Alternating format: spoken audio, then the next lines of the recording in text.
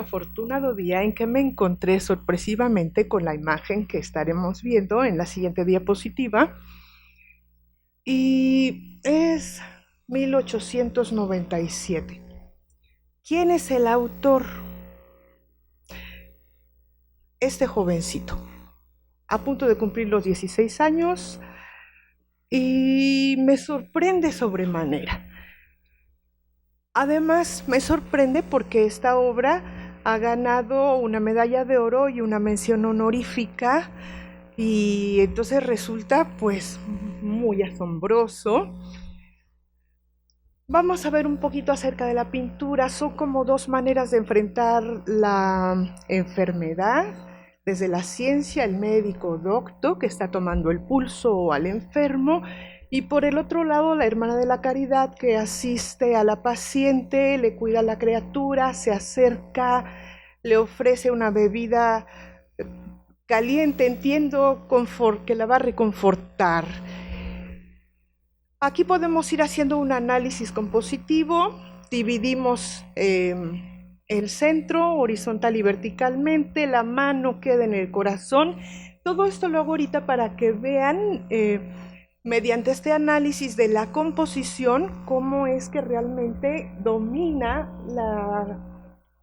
pues los principios clásicos.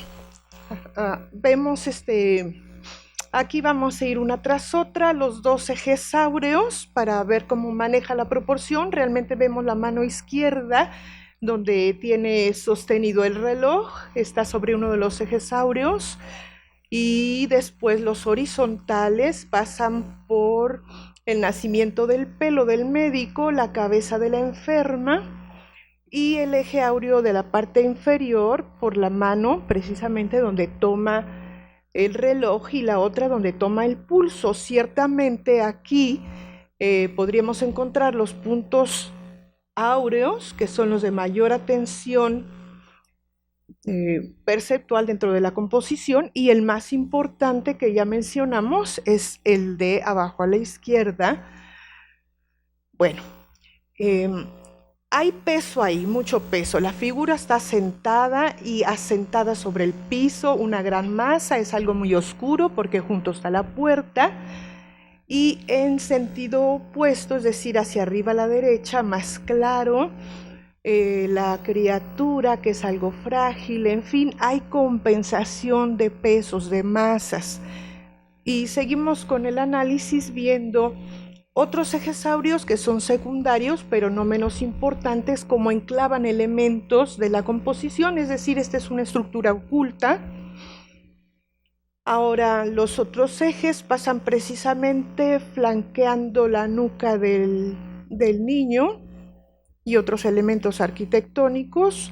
En la parte de abajo vemos la rodilla izquierda del médico y la superficie del asiento donde comienza la parte visible del muslo del mismo. Finalmente en el lado izquierdo, que coincide, aquí no se ve, pero con algunas partes de la puerta que se notan. Bueno, ¿qué pasa aquí? Tenemos estos puntos áureos y justamente cruzando en diagonal pasa por el centro, que es la mano donde debajo está el corazón de la paciente.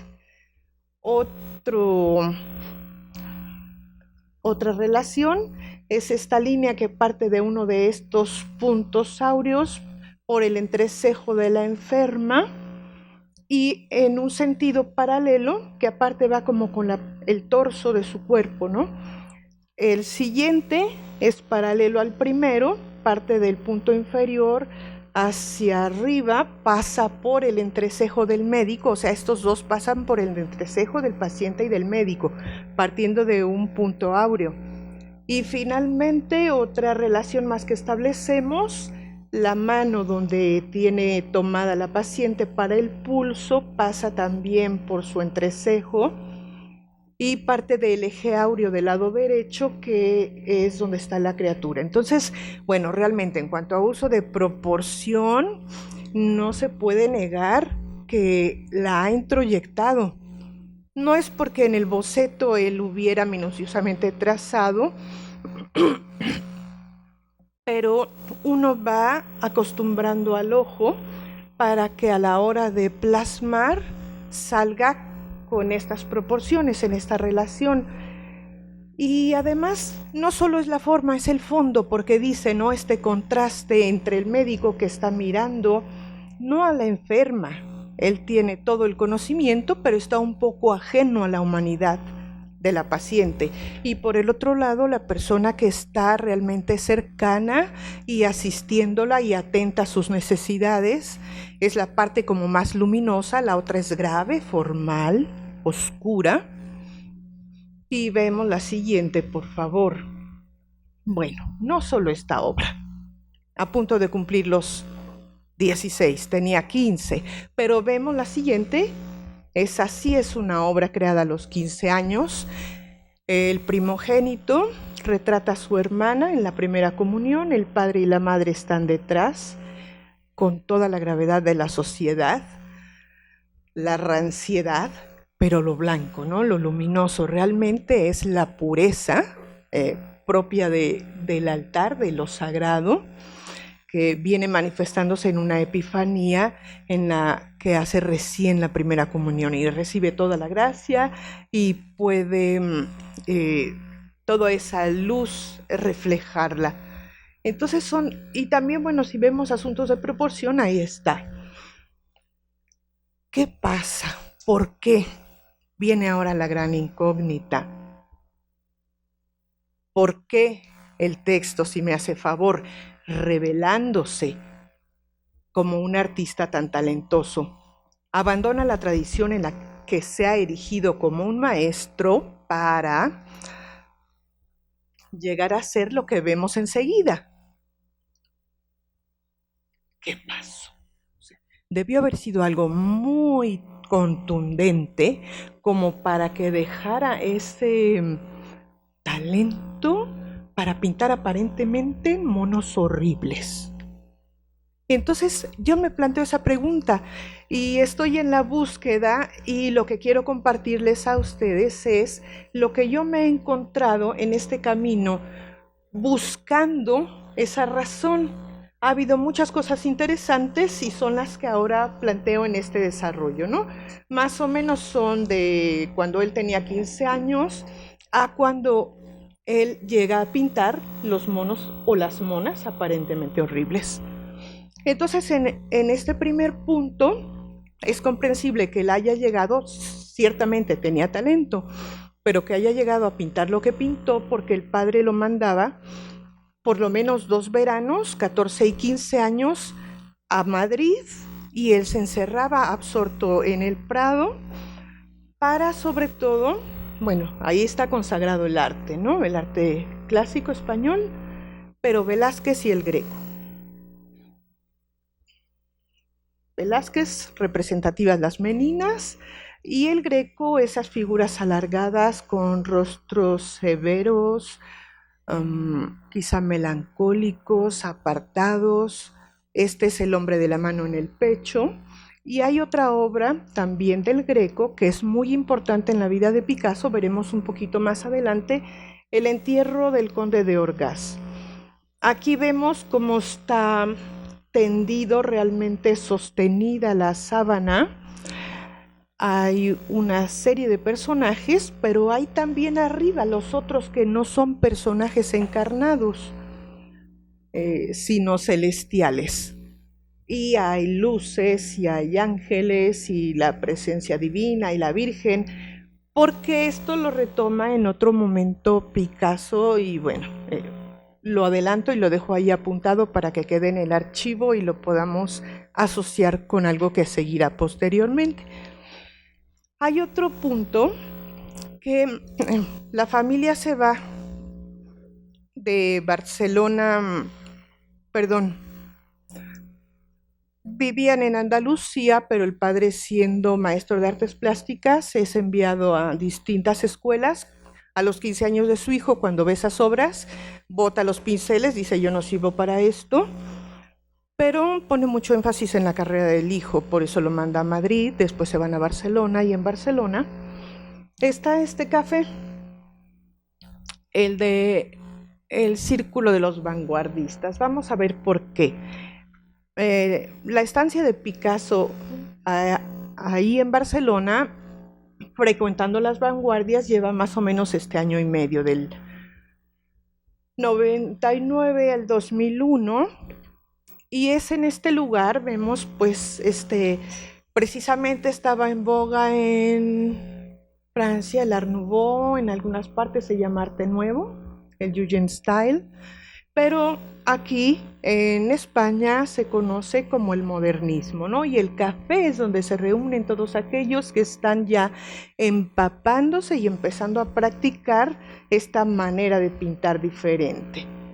De todos modos, eso de las vanguardias catalanas, nosotros recordaremos que Barcelona ha sido siempre cosmopolita, que era la puerta del Mediterráneo hacia el territorio de la península y que se llevó pues con lugares tan remotos como Constantinopla, Medio Oriente, en fin. Entonces está ahí como que hay un semillero de diversidades. Sí, modernidad es esto. Modernidad es Toulouse-Lautrec, como precursor de el cartel Art Nouveau. Vamos a ver la siguiente, por favor. Ahí está, ¿no? Retrataban estos cafés o tabernas nocturnas de la vida bohemia, pero resulta que aquí no es Toulouse, es Picasso. Ya vemos cómo él desde el Prado empieza a hacer lo que hacen los otros. Y entonces él se llena de una serie de elementos, de lenguajes muy variados que en un momento dado le permitirán decir sus propias palabras, pero no es que la genialidad le haya venido de quién sabe dónde, es que él fue muchos personajes, fue muchos Picassos antes de ser el Picasso cubista que conocemos. Bueno, aquí vemos más de Toulouse y de esta vida nocturna retratada. Vamos a seguir pasando las imágenes. También es Picasso y este es el menú que se le encarga para ese café. La foto de la contraportada es de quien usualmente se encargaba, Ramón Casas, un famoso pintor catalán. Más o menos el colorido se conserva del menú aquí en esta imagen y en el interior del café. Y seguimos con otra más. Este fue el joven que en ese momento trabajaba, ¿no? 1900, él ya tiene 19 años. Entonces, ¿qué pasaba? Que la vida académica le resultaba muy constrictora, ¿no? Le quedaba chica, entonces él quiere explorar y se fascina en este medio. Aquí está, ¿no? No es que no haya valido toda esa experiencia, pero asfixiante. Y entonces, esta es la llave, ¿no? El umbral de la modernidad, porque aquí estaba lo que Montmartre en París. Ese es su destino, ¿no? El corazón de las vanguardias. Él está en Cataluña, pero hace viajes periódicos a Madrid. Y entonces aquí tenemos el tercer capitulito de esta charla, después de haber visto lo del Prado y lo de los 4 gatos.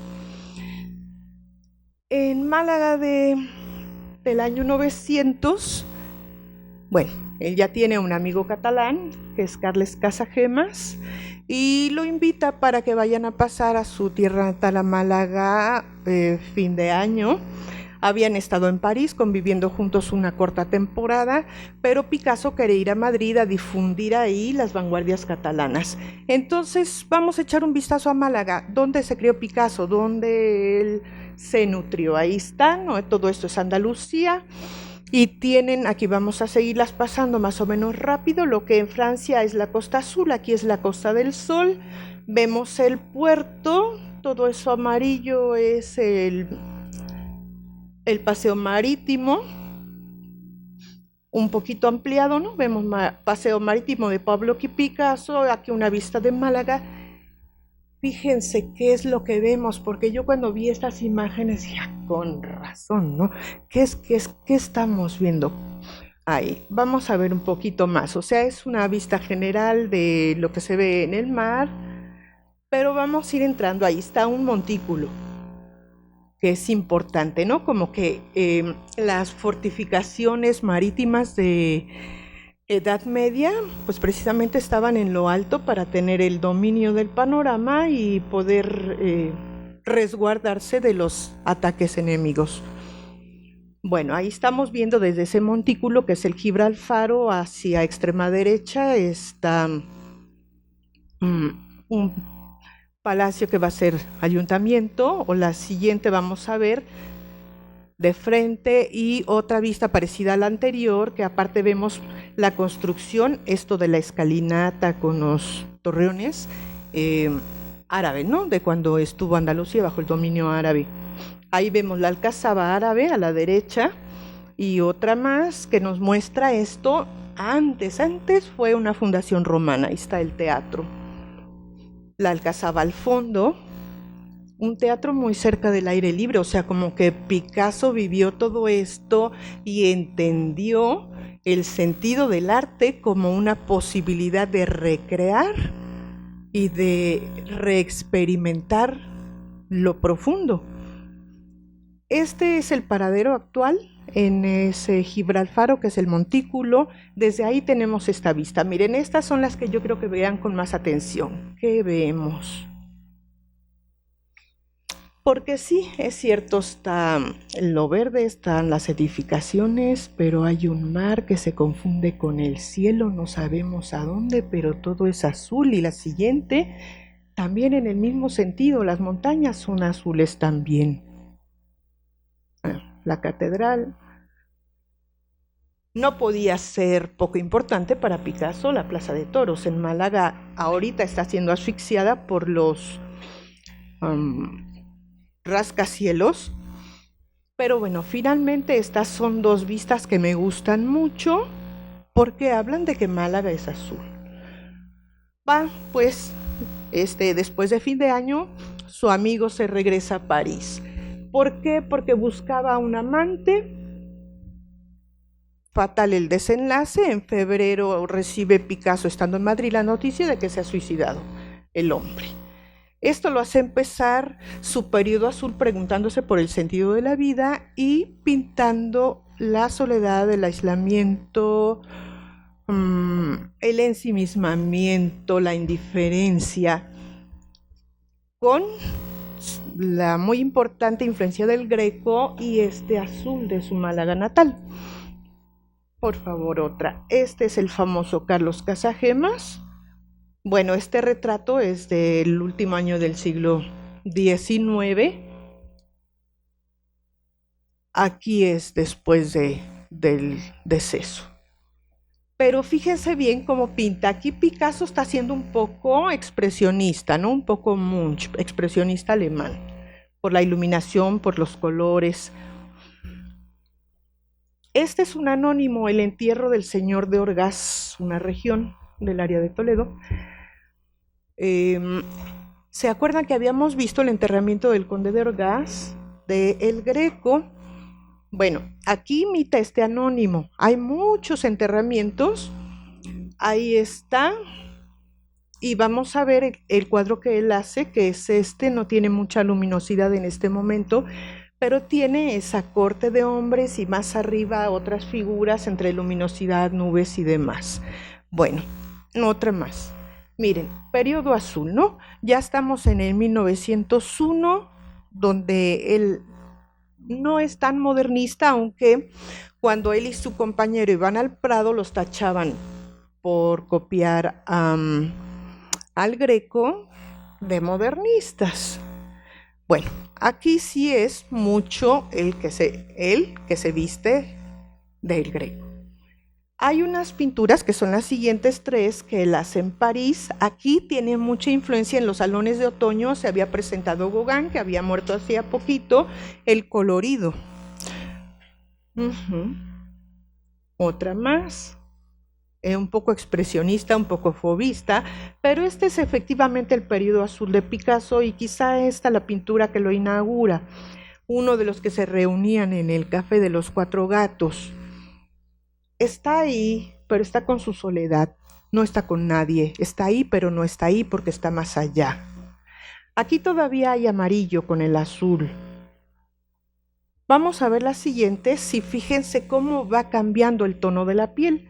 Ya hay 3 años de diferencia, él ya está nuevamente en Barcelona, pero sigue en el periodo azul, un periodo que ya es cada vez más azul. Sí, va una a recibir lo de la otra, pero cada quien está en sí misma, en su asunto. Otra más. Ujú. Amarillo, no es color carne, pero todavía hay un contraste con el azul. Y otra más, ya es muy oscuro, ya es muy azul.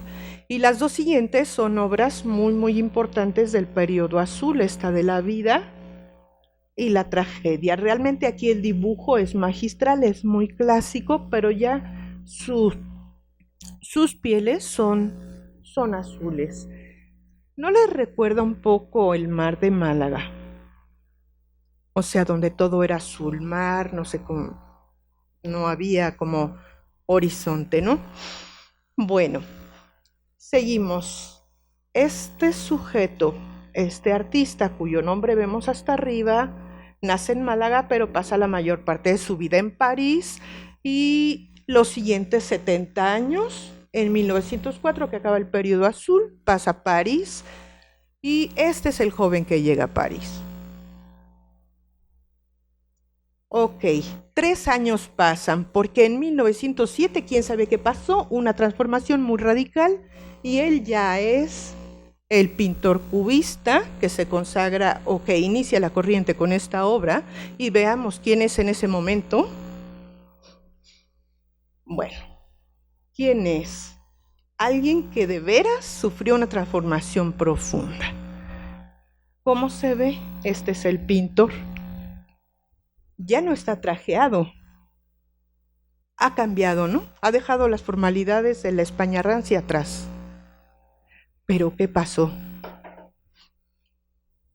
Él es cubista y como tal lo conocemos, pero él siguió siendo expresionista y surrealista, en fin, como vimos desde el principio, él sigue a las vanguardias, aunque él en un momento dado se convirtió en una de ellas. ¿Qué conclusiones sacamos aquí? Bueno, una, en el caso de Picasso, el genio ciertamente nació con talento, pero el genio se hizo. Se hizo porque él tomó escuela de muchos. Entonces, como ya decía antes, él se hace de un gran acervo, de un lenguaje inmensamente amplio. Podemos seguir esa escuela. Hay una esperanza, ¿no? Para los que no nacimos genios. Él tampoco. Otra conclusión que me atrevería a decir es la influencia del ambiente, ¿no? Influye el ambiente físico, porque vemos como el azul del entorno de su juventud está presente después de manera quizá inconsciente, quizá no, sí utilizada intencionalmente la tonalidad y la distorsión del Greco para expresar un estado emocional, pero finalmente es algo que él vio, que él estuvo viendo y viendo cuando creció. Influye también el ambiente cultural, ideológico, toda la carga emocional del ambiente que hubo en los 4 gatos. Le despertó demasiado cuando él estaba en una sociedad muy constreñida, donde la iglesia tenía un peso muy represivo. Mientras más eso, más son las ansias de rebelión, de salir, de expandirse, y entonces, bueno, él va y busca y encuentra en París. Y quizá la tercera conclusión, muy relevante para la temática del coloquio, es que cuando se opta por una tendencia, en este caso, tendencia artística, como Picasso optó muchas veces en su vida, pero finalmente optó por un cambio, optó por la vanguardia, optó por algo nuevo, siempre está implícita, conscientemente o no, una postura política. No era el momento, dice Octavio Paz, esa década en que estuvo Rivera en en París, en contacto incluso con Picasso. No era ese tiempo, entre 1910 y 1920, donde se hablará de arte social. Es más, la Revolución Rusa ocurre hasta el 17, entonces no había nada de que yo soy socialista o comunista, sino hasta muchos años después. Aunque no hubiese sido de manera reflexiva, estaba tomada, ¿no? Había ya una identidad no expresa, tácita, pero sí una orientación política que se va a manifestar en los años posteriores, quizá de una manera expresa y abierta. Pues aquí hay muchas cosas por indagar todavía. Indagaremos cada quien por su parte y quizá el año entrante nos podemos encontrar y seguir platicando acerca de ello.